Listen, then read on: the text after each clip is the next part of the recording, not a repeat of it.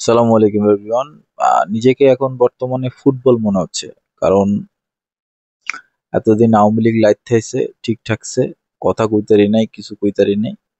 এখন একটু কথা বলতে পারি, কিন্তু যা দেখতাছি আর যেভাবে থ্রেট দিচ্ছে, তাতে ভাই আর 2 দিন পরে কথা মনে হয় আর কতি পারবো না। কারণ গোয়ার মধ্যেই লাথি দেওয়ার জন্য দাঁড়িয়ে আছে, মানে ছেঁড়া বেড়া অবস্থায় আছি। বিএনপি ছাড়া অন্য কোনো দল করলি নাকি জিব্বা কাটি ফেলাবে, কথা বললেও জিব্বা কাটি ফেলাবে। তারপরে কি যেন একটা কথা উঠছে না, নৌকা এবং ধানের শীষ, দৌ নৌকার একই বিষ। এই কথাটা বললি পরে হাত কাটি ফেলবে, কালাকুত্তরে খাই ফেলবে, মামলাও নেতায় নিজের মাথায় নিয়ে নিবে। তো ভাই এখন বর্তমানে যে পরিস্থিতিতে আসি, চিন্তা করতে আসি তেল কিনবো, 1 কেজি তেল কিনবো, কিনে হয় তেল মারবো, না হয় তেল মাখবো।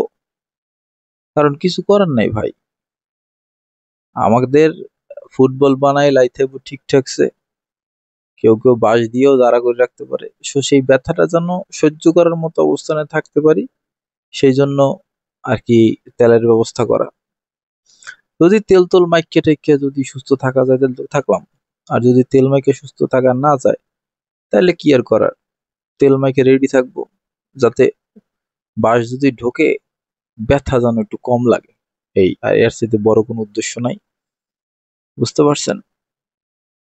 তো রেডি হন ভাই ব্রাদারেরা, যা শুনতেছি আর দেখতাছি তাতে হাত পা কাড়ি হেলাবে, জিব্বা কাড়ি হেলাবে।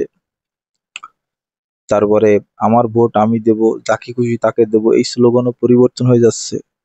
এর বাইরে যে স্লোগান আসতেছে সেই স্লোগানটা হচ্ছে কি জানেন? আমার ভোট আমি দেব, শুধুমাত্র ধানের শীষে দেব। এই স্লোগান আসতেছে, জোরে বলা যাবে না এটা আবার।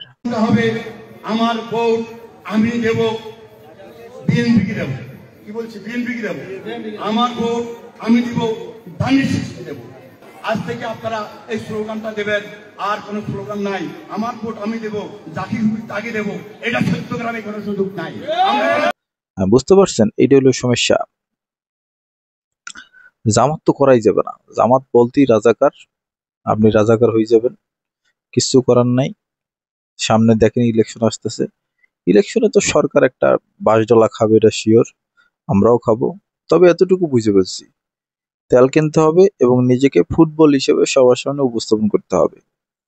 একদল লাইথেই গেছে, আর একদল লাইথেনের জন্য প্রস্তুতি নিচ্ছে। তো রেডি থাকেন সবাই। আর কিছু বললাম না, বেশি কথা বললে আবার সমস্যা। ও অনেক কথাই তো বলে ফেলেছি, যাক এগুলো আর কি নিজের মন থেকে বলছি, বলি নাই।